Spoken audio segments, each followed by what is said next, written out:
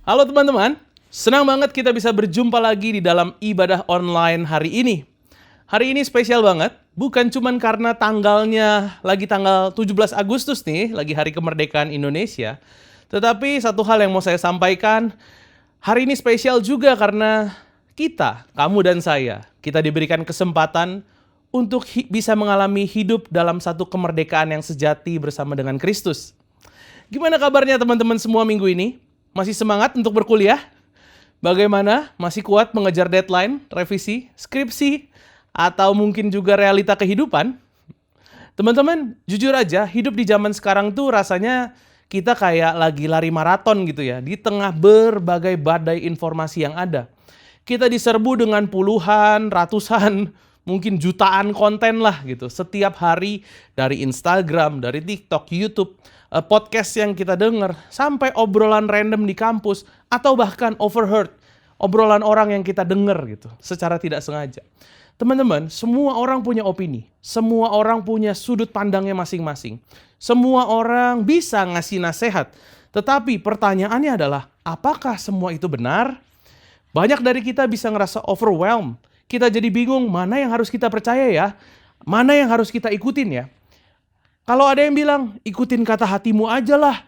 Tapi hati manusia bisa berubah-ubah. Ada yang bilang, kan semua agama itu sama, intinya sama. Tapi Yesus sendiri bilang, akulah jalan kebenaran dan hidup. Tidak ada seorang pun yang datang kepada Bapa kalau tidak melalui aku. Nah teman-teman, di tengah dunia yang lagi ramai sama tren-tren dari pemikiran yang logis, logik banget, value-value spiritualitas yang fleksibel katanya, truth atau kebenaran yang dibuat menjadi satu hal yang relatif, progresif, dan segala bentuk ajaran-ajaran modern lainnya. Pertanyaannya buat kita hari ini, apakah kita masih berakar di dalam yang namanya kebenaran? Atau jangan-jangan kita sudah mulai hanyut sama arus dari tren ini? Saya ajak kita semua untuk sama-sama berdoa terlebih dahulu. Yuk, kita menyiapkan hati kita untuk kita menerima kebenaran firman Tuhan hari ini. Tuhan, kami bersyukur untuk hari ini, kalau kami boleh berjumpa lagi, dan kalau sebentar kami akan mendengarkan firman-Mu. Tuhan, kami siapkan hati kami buka hati kami, berbicaralah kepada setiap kami secara spesifik. Ku berdoa Tuhan, urapi hamba-Mu, biar hanya perkataan daripada Allah saja yang disampaikan hari ini. Kami menyerahkan waktu ke depan ke dalam tangan-Mu Tuhan, di dalam nama Tuhan Yesus Kristus. Amin. Judul kita hari ini adalah Truth over Trends. Kebenaran lebih tinggi daripada hanya sekedar tren. Karena kalau kita melihat ke diri kita melihat ke sekeliling kita, banyak dari kita yang suka banget ikut tren. Entah itu tren fashion, tren gaya hidup, tren relationship, tren opini, dan berbagai macam lainnya. Tapi hari ini kita mau sama-sama belajar bahwa kalau hidup kita tidak berakar dalam firman Tuhan, kita bakal gampang banget tergeser dan tumbang gitu. Firman yang jadi dasar kita hari ini diambil dari Kolose pasal yang kedua ayat 6 sampai yang ke-8. Kita baca sama-sama dulu ya. Kolose pasal yang kedua, ayatnya yang ke-6 sampai 8. Ayat 6. Kamu telah menerima Kristus Yesus Tuhan kita. Karena itu hendaklah hidupmu tetap di dalam Dia. Hendaklah kamu berakar di dalam Dia dan dibangun di atas Dia, dalam iman sebagaimana telah diajarkan kepadamu, dan hendaklah hatimu melimpah dengan syukur. Ayatnya yang ke-8, hati-hatilah supaya jangan ada yang menawan kamu dengan filsafatnya yang kosong dan palsu, menurut ajaran turun-temurun dan roh-roh dunia, tetapi tidak menurut Kristus. Teman-teman, waktu Paulus nulis surat ini kepada jemaat di Kolose, dia tahu bahwa mereka sedang menghadapi berbagai macam ajaran-ajaran palsu. Mereka ada di tengah kota yang penuh dengan filsafat Yunani, kemudian ada ajaran-ajaran legalistik Yahudi, dan banyak yang lain-lainnya. Bisa dibilang, kalau zaman sekarang, kita sedang dihujani dengan berbagai ajaran, berbagai informasi yang beredar luas. Dan Paulus ketika menulis ini, dia sadar kalau jemaat nggak punya satu akar yang kuat, mereka akan dengan mudah goyah. Nah teman-teman, ini juga jadi pesan untuk setiap kita. Kita butuh akar, kita butuh dasar yang kuat, kita butuh kebenaran. bukan cuman pengalaman atau opini orang. Pernah lihat nggak ada satu pohon besar yang tumbang gara-gara angin atau banjir? Di kota kami di sini di Bandung, beberapa kali terjadi ketika hujan lebat dan angin kencang, ada pohon besar yang tumbang. Bukan pohon yang kecil, tapi pohon yang besar, besar banget gitu. Padahal pohonnya kelihatan kuat, tinggi, daunnya rimbun. Tapi karena akarnya nggak kuat menahan pohon tersebut, di waktu angin kencang datang, pohon itu nggak punya daya tahan dan akhirnya roboh.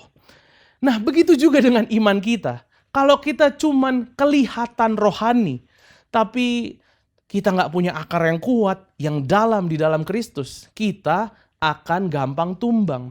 The truth is, tanpa akar yang kuat, kita mudah goyah. Teman-teman, Kolose pasal yang kedua ayat yang ke-7 tadi berkata seperti ini. Hendaklah kamu, apa katanya di situ? Berakar. Hendaklah kamu berakar di dalam Dia dan dibangun di atas Dia, dalam iman sebagaimana telah diajarkan kepadamu, dan hendaklah hatimu melimpah dengan syukur. Kata berakar di sini penting banget, karena akar itu nggak kelihatan dari luar, tetapi justru menentukan kekuatan suatu pohon. Makin dalam dan makin kuat akarnya, makin kokoh pohon tersebut terhadap badai, terhadap angin yang datang. Dan faktanya, hidup kita juga seperti itu teman-teman. Mungkin dari luar kita kelihatan oke, wah aktif pelayanan, suka posting ayat, rajin ikut ibadah. Tapi pertanyaannya adalah, apakah kita benar-benar berakar di dalam Kristus? Atau jangan-jangan kita cuma tumbuh di permukaan? Coba bayangkan ada dua buah pohon. Pohon pertama tinggi banget. Daunnya rimbun. Tapi akarnya anggaplah cuma segini, 20-30 cm. Pohon yang kedua nggak setinggi yang pertama tadi. Ya tingginya 1,5 meter, 2 meter. Tetapi akarnya dalam banget. Menjalar ke dalam tanah, kuat, stabil. Waktu angin besar datang, kira-kira pohon mana yang bakal tetap berdiri? Jelas pohon yang punya akar yang dalam. Nah, dalam kehidupan rohani kita, badai tersebut bisa datang dengan berbagai macam bentuk. Godaan secara moral, tekanan akademik di tengah perkuliahan kita, kecewa sama orang Kristen yang lain, ajaran dunia yang kelihatannya masuk akal tapi ternyata sesat, atau bahkan juga bisa jadi kekecewaan terhadap Tuhan karena doa kita nggak dijawab sesuai dengan apa yang kita ekspektasikan. Kalau kita nggak punya akar yang kuat, semua itu bisa langsung menggoyahkan iman kita. Zaman sekarang kita gampang banget terpengaruh sama opini teman-teman. Kadang-kadang satu konten di TikTok, or even bukan satu konten lah, satu komen yang ada di dalam postingan bisa bikin orang mempertanyakan imannya sendiri. Satu benih keraguan yang kecil itu teman-teman bisa tumbuh menjadi pohon yang namanya skeptis dalam kehidupan kita. Kalau kita nggak melawannya dengan firman Tuhan. Di lingkungan kampus mungkin kamu pernah dengar ada yang ngomong, agama itu kan konstruksi sosial. Yang penting kita jadi orang baik. Agama itu nggak terlalu penting. Atau malah juga mungkin kamu pernah melihat muncul ajaran-ajaran yang menggabungkan banyak spiritualitas gitu. Semua dicampur menjadi satu gitu. Teman-teman, kalau kita nggak punya akar dalam Kristus, kita bisa banget goyah. Bisa banget goyah. Kita jadi ragu, kita jadi bimbang, atau bahkan kita malah ikut arus, ke bawah arus, cuman karena, semua orang nggak bisa percayanya kayak gitu. Semua orang melakukannya seperti itu. Ini kan logis. Teman-teman, saya pernah melihat orang yang sedang mengalami krisis iman gara-gara pengetahuannya sendiri. Masalahnya nih bukan karena dia nggak pintar, justru karena dia terlalu, dalam tanda petik, haus ilmu, dia pengen tahu segala hal, tetapi dia nggak punya akar yang kuat di dalam firman Tuhan. Akhirnya, semua informasi yang dia terima nggak bisa disaring dengan benar. Ini berbahaya teman-teman. Jangan sampai itu terjadi sama diri kita. Jadi gimana cara kita tahu kita udah punya akar yang kuat atau belum? Ketika kamu lagi bingung, hal apa yang kamu lakukan? Hal pertama yang kamu cari itu apa? Firman Tuhan atau opini orang? Kemudian, ketika hidupmu lagi diguncang masalah, kamu makin dekat sama Tuhan atau kamu malah menjauh dari Tuhan? Nah, Dari dua pertanyaan ini, kalau jawabannya membuat kita sadar bahwa, oh ternyata saya belum punya akar yang cukup dalam, saya ternyata belum berakar dengan cukup kuat di dalam Tuhan. Teman-teman tenang aja, ini bukan akhir dari segalanya. Tetapi justru ini satu langkah awal untuk kamu memiliki akar yang benar, akar yang kuat di dalam Tuhan. Kalau gitu gimana caranya supaya kita bisa punya akar yang kuat dan dalam itu di dalam Tuhan? Jawabannya bukan cuma sekedar punya aplikasi Alkitab di HP, atau kita punya Alkitab fisik secara buku, atau following saya rohani kak. Akun-akun rohani ada di Instagram following saya kak. Teman-teman, kita perlu membangun kehidupan yang terus bertumbuh melalui firman Tuhan dan pengajaran yang sehat. Akar yang kuat itu tumbuh lewat firman dan pengajaran yang sehat. Tadi kita sudah bahas teman-teman, tanpa akar iman kita gampang goyah. Tapi kan pertanyaannya sekarang bagaimana supaya kita nih punya akar yang dalam, yang kuat di dalam Tuhan gitu. Jawaban singkatnya adalah lewat firman dan pengajaran yang sehat. Kolose pasal 2 ayat yang ke-7 tadi dituliskan, hendaklah kamu berakar di dalam Dia dan dibangun di atas Dia. Perhatikan satu kalimat berikutnya. Dalam iman sebagaimana telah diajarkan kepadamu. Kalau kita memperhatikan frase ini, iman yang telah diajarkan kepadamu. Paulus lagi ngomong soal doktrin pengajaran yang benar. Kebenaran yang diwariskan, bukan yang dibuat-buat sendiri. Artinya akar iman itu nggak akan tumbuh secara otomatis. Kita perlu belajar, kita perlu menerima pengajaran yang sehat, dan membangun pondasi kehidupan kita di atas kebenaran firman Tuhan. Banyak yang mau tumbuh, tapi nggak mau untuk dibangun. Banyak orang Kristen hari ini pengen berbuah, pengen punya hidup yang impactful, berdampak, pengen dipakai Tuhan, pengen sukses secara rohani. Tetapi mereka nggak mau dibangun dalam proses spiritualitasnya. Mereka pengen hasil akhirnya yang bagus, mereka mau jadi rumah, tapi mereka nggak mau proses dari pondasinya gitu. Padahal semakin tinggi bangunan, semakin tinggi kamu mau dibangun, semakin dalam pondasi yang harus kita gali terlebih dahulu. Begitu juga dalam hidup kerohanian kita. Kalau kamu mau menjadi terang dunia di kampus, kamu mau menjadi terang dunia di komunitas, di pekerjaanmu, kamu harus siap punya pondasi yang kuat lewat kebenaran firman Tuhan.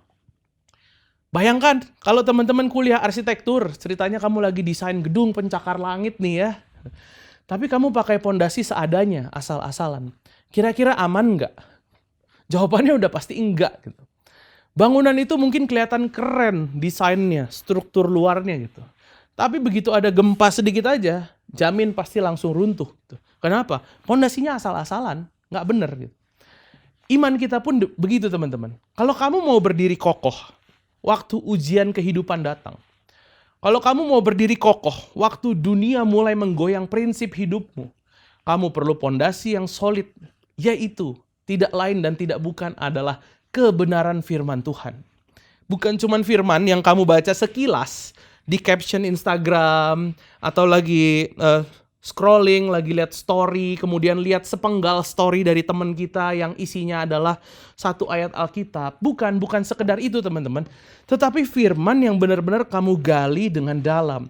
Firman yang kamu pelajari, firman yang kamu renungkan dan kamu hidupi dalam kehidupanmu setiap hari. Paulus nggak pernah memisahkan antara pertumbuhan pribadi dengan peran komunitas dan pengajaran yang sehat. Karena iman Kristen itu bukan cuma urusan pribadi antara kamu dan Tuhan, tetapi juga soal hidup bersama tubuh Kristus atau gereja. Kamu butuh tempat di mana kamu bisa belajar Alkitab secara sistematis, mendapatkan koreksi dari pengajaran-pengajaran yang ada, bertumbuh bersama dengan orang-orang yang juga mau bertumbuh. Makanya teman-teman, gereja lokal itu penting, komunitas itu penting, pemuridan itu penting. Podcast rohani, TikTok motivasi, video YouTube, semua itu bisa menolong, bisa membantu. Tetapi tidak bisa menggantikan peran pengajaran yang sehat dari gereja lokal. Pernah nggak kamu ikut kelas online? Berapa banyak di sini yang pernah ikut kelas online tapi kok kayaknya nggak ngerti-ngerti ya? Gitu. Kamu boleh ngangguk-ngangguk aja di tempat dimanapun kamu berada, kalau kamu pernah mengalaminya. Saya pernah mengalaminya teman-teman. Nggak ngerti-ngerti rasanya ikut kelas online. Kenapa? Karena nggak bisa tanya langsung dan nggak bisa diskusi. Dan nggak bisa diluruskan kalau salah paham. Begitu juga dengan pertumbuhan rohani. Nggak cukup cuman konsumsi konten rohani dalam kehidupan kita secara satu arah. Kita perlu ruang dua arah, tempat di mana kamu bisa tanya, kamu bisa berdiskusi, kamu bisa dibimbing, dan juga kamu bisa dibentuk. Kalau kamu serius mau bertumbuh, jangan cuman jadi konsumen konten, tetapi jadilah murid dari kebenaran itu sendiri. D.L. Moody pernah mengatakan seperti ini, satu quotes ya, "The word of God was not given for our information, but for our transformation." Firman Tuhan tidak diberikan hanya untuk jadi informasi untuk kita teman-teman, tetapi untuk mentransformasi kehidupan kita. Kita bukan cuma perlu tahu ayat-ayat Alkitab, tapi kita butuh untuk hidup di dalamnya. Dan di dalam hidup tersebut, itu perlu proses belajar, pengajaran yang benar, dan juga keterbukaan hati kita. Oke? Jadi gimana kita bisa mulai membangun akar lewat firman dan pengajaran yang sehat ini? Mulailah dari disiplin yang sederhana. Misalnya, komitmen untuk membaca Alkitab. Let's say 15 menit setiap hari. Lebih baik kamu konsisten 15 menit daripada kamu semangat 2 jam, terus habis itu kamu hilang, nggak baca lagi. Kemudian, selain baca Alkitab, kamu bisa juga cari mentor rohani. Seseorang yang bisa menuntun, mendoakan, dan bantu kita tetap lurus dalam belajar firman Tuhan. Ada komunikasi dua arah.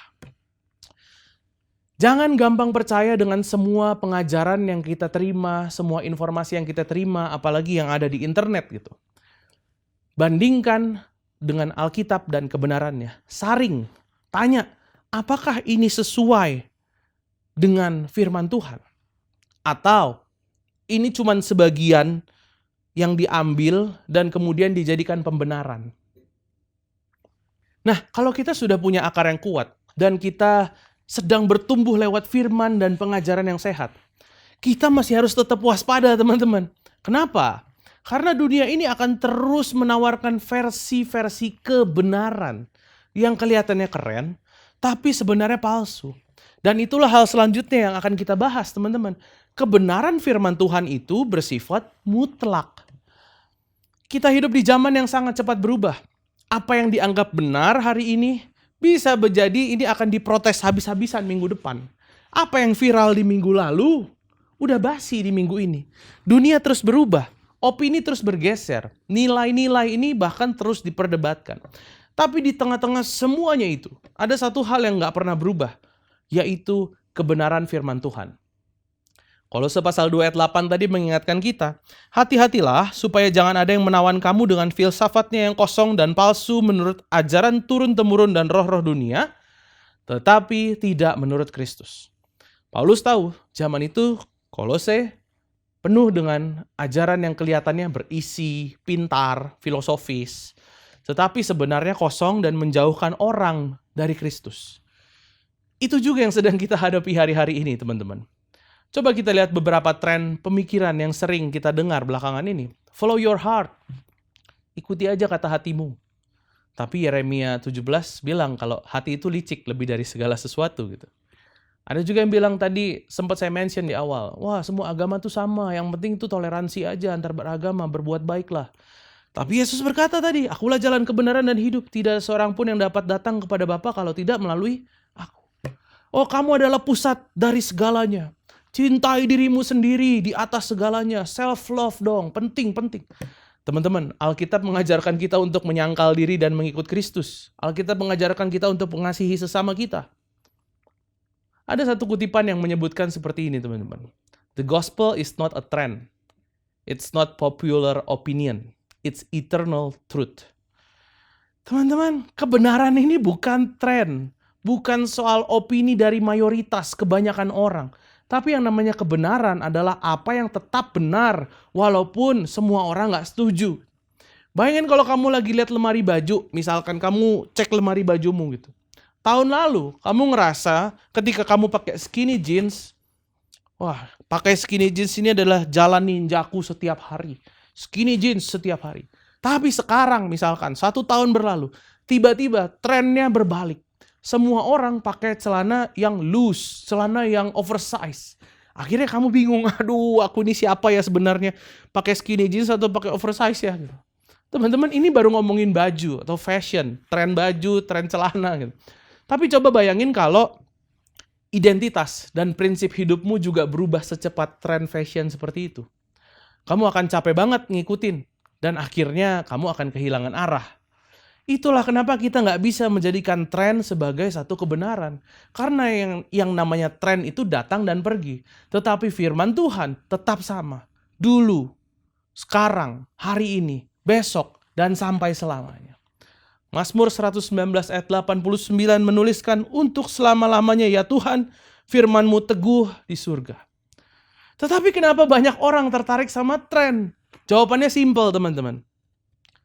Karena tren itu kelihatan lebih mudah diterima, lebih sesuai selera, dan gak butuh pertobatan.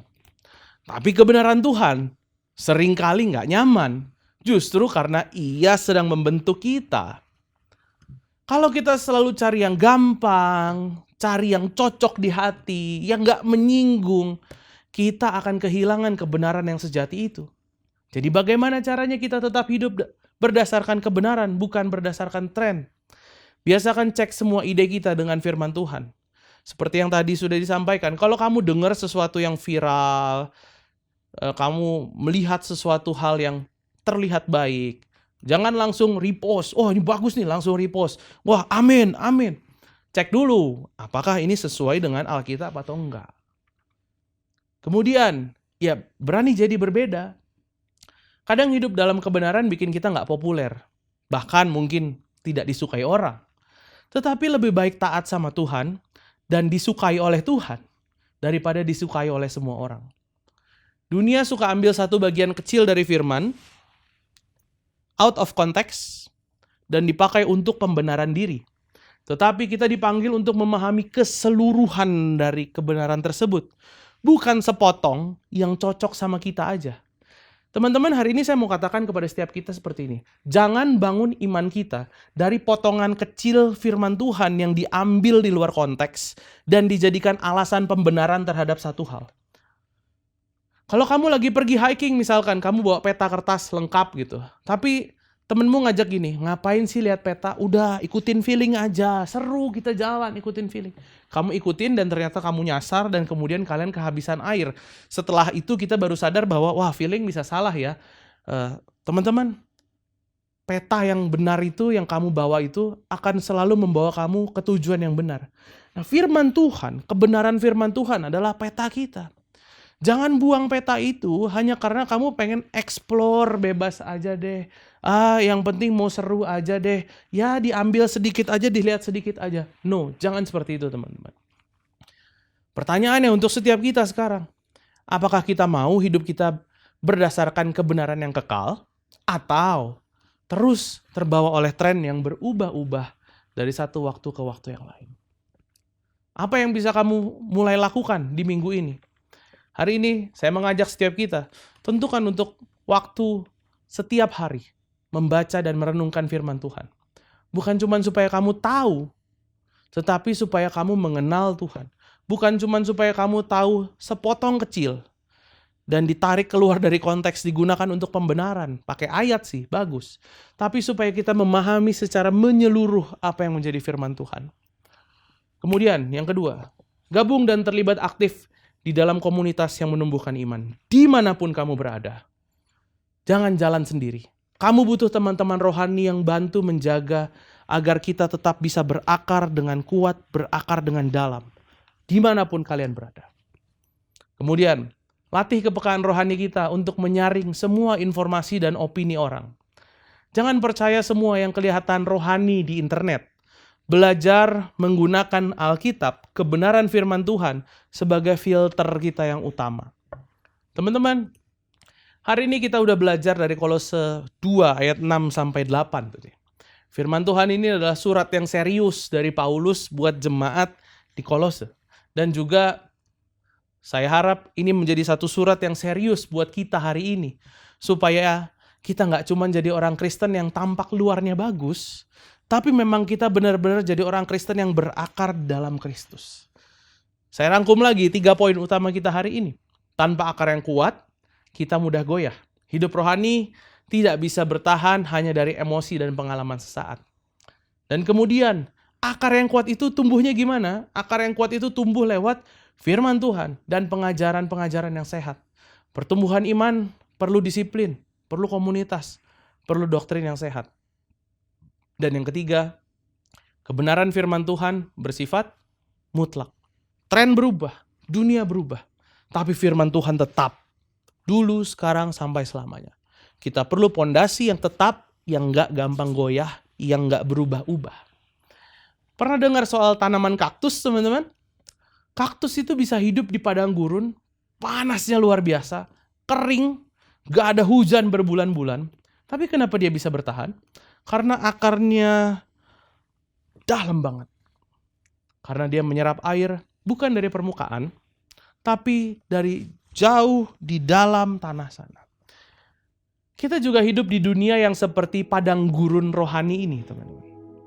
Banyak yang kering, banyak yang kosong, panas di luar sana, banyak tekanan dari luar. Tapi kalau akar kita kuat dalam firman, dalam Kristus, kita bisa tetap bertahan. Bahkan kita bisa berbuah meskipun musimnya kelihatan sulit. Mungkin ada di antara kita yang selama ini hidup di permukaan. Kelihatannya aktif, kelihatannya baik. Tapi sebenarnya kita lagi belum punya akar yang dalam di dalam Tuhan. Atau mungkin kamu sadar, kamu ini lagi mulai hanyut di dalam tren dunia. Pemikiranmu, cara pandangmu, bahkan standarmu udah mulai bergeser nih. Dari kebenaran kepada tren yang ada di dunia. Tapi kabar baiknya teman-teman, tidak ada kata terlambat untuk mulai berakar. Tuhan Yesus tetap buka tangannya untuk siapapun yang mau kembali dan membangun hidupnya di atas kebenaran. Saya nggak ngajak kamu untuk jadi lebih rohani dari orang lain, lebih Kristen dari orang Kristen lain, enggak. Tapi saya ngajak kamu untuk kita kembali ke dasar yang benar, kembali ke Kristus, kembali ke firman Tuhan. Karena cuma disitulah kita bisa berdiri teguh waktu badai itu datang. Amin. Mari sama-sama kita berdoa. Tuhan, hari ini kami datang ke hadapan-Mu. Tuhan, kami mohon ampun apabila dalam kehidupan kami masih mengikuti apa yang menjadi tren dunia. Kami masih terpengaruh daripada apa yang dikatakan oleh orang, menjadi opini dari mayoritas, dan kami menganggap itu sebagai satu kebenaran. Tuhan, kami mohon ampun akan hal-hal tersebut, kesalahan-kesalahan yang kami lakukan, Tuhan. Hari ini kami memutuskan untuk kami mau mulai berakar di dalam Tuhan. Bukan hanya berakar, tapi kami memiliki akar yang kuat, yang dalam di dalam Engkau ya Tuhan. Biar kami mencintai kebenaran, biar kami mencintai firman-Mu Tuhan, dan kami mampu untuk memahami firman-Mu secara menyeluruh, bukan hanya sebagian-sebagian. Roh Kudus, tolong kami, berikan kami pemahaman terhadap firman Tuhan secara menyeluruh. Tuhan, aku berdoa Tuhan hari ini kepada teman-temanku dimanapun mereka berada. Biar kiranya mereka menjadi orang-orang yang tahan uji itu Tuhan. Dan ketika mereka berakar, mereka bertumbuh, mereka akan berbuah dan buahnya akan dirasakan oleh orang-orang banyak di sekelilingnya. Terima kasih Tuhan. Dan hari ini juga hamba-Mu melepaskan berkat bagi teman-temanku dimanapun mereka berada. Biar kiranya Tuhan yang mencukupkan semua yang Kau perlukan. Tuhan yang menjadikan semua pekerjaan-Mu berhasil, semua pekerjaan tangan-Mu Tuhan yang memberkatinya. Tuhan yang mencukupkan semua yang Kau perlukan tepat pada waktunya. Tuhan juga yang memberkati perkuliahan-Mu, dimanapun kamu berada, dimanapun kamu berkuliah, nilai-nilai yang terbaik Tuhan berikan di dalam kehidupan-Mu. Terima kasih Tuhan, terimalah sukacita, damai sejahtera, dan penyertaan Roh Kudus yang senantiasa ada sampai selama-lamanya. Di dalam nama Tuhan Yesus Kristus kami berdoa. Amin. Bagi teman-teman yang memerlukan dukungan doa ataupun konseling lebih lanjut, silakan scan QR Code yang ada di layar. Ada para pendoa, ada para konselor yang siap untuk melayani teman-teman sekalian. Sampai jumpa di lain kesempatan. Tuhan Yesus memberkati.